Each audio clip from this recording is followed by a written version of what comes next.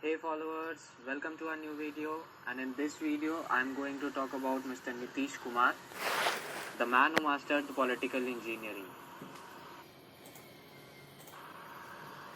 Nitish Kumar has a degree in electrical engineering, a profession that he never pursued.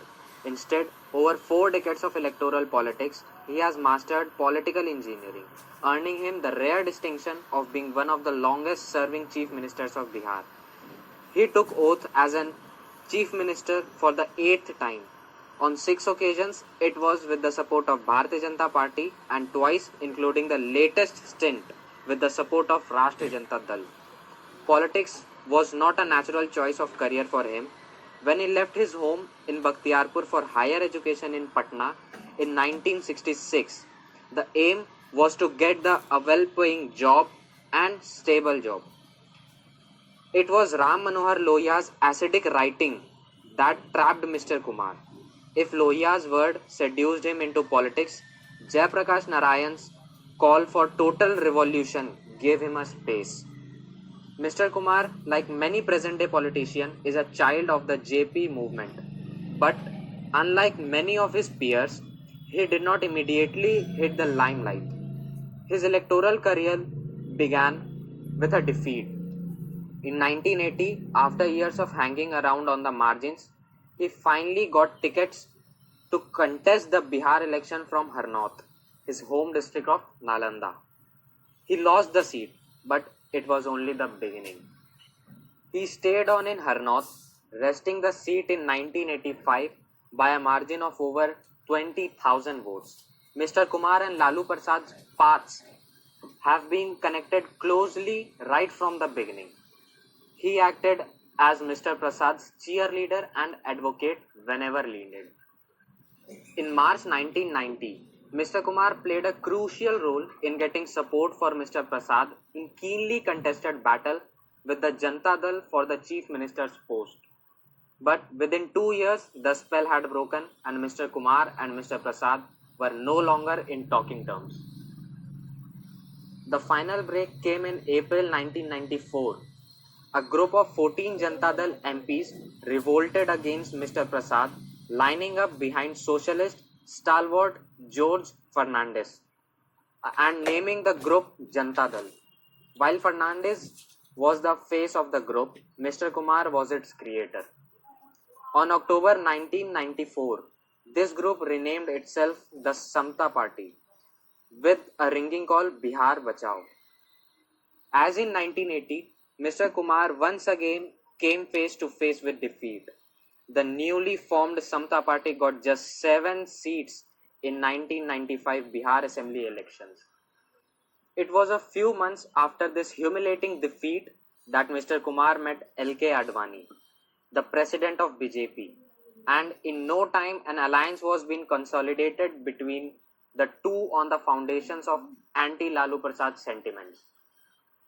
In 1997, after the unveiling of the Fortress Dam, Mr. Prasad formed the RJD, parting ways with the Janata Dal. He was on a sticky wicket and the opposition hoped that he could be defeated. The results reflected their differences. The BJP alliance got 122 seats while the RJD secured 124. With the BJP-led National Democratic Alliance government led by Atal Bihari Vajpayee at the center, the NDA staked claim in Bihar and anointed Mr. Kumar for the first time as Chief Minister. He lasted just 7 days in the post. His secular outlook was newfound, as many critics pointed out that Mr. Kumar did not flinch during the 2002 Gujarat riots.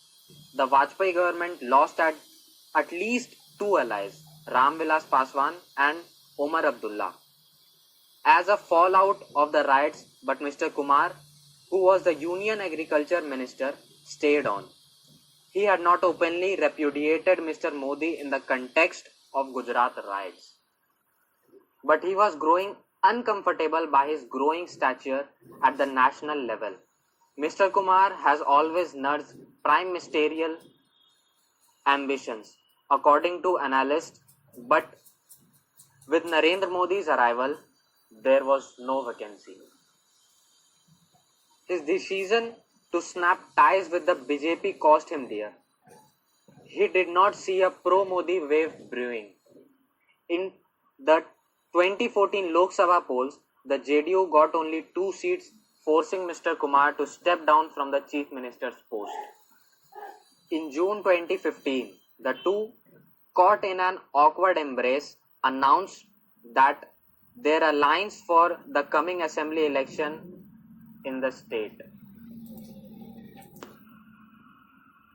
The alliance started unraveling within a year in November 2016 when the opposition ragged against the Modi's government demonetization. Mr. Kumar's was the lone voice from the opposition camp supporting it.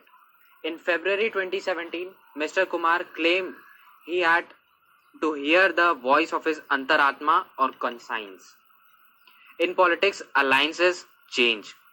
The BJP heaped abuses on Mr. Kumar in 2014 when he took a stand against Mr. Modi.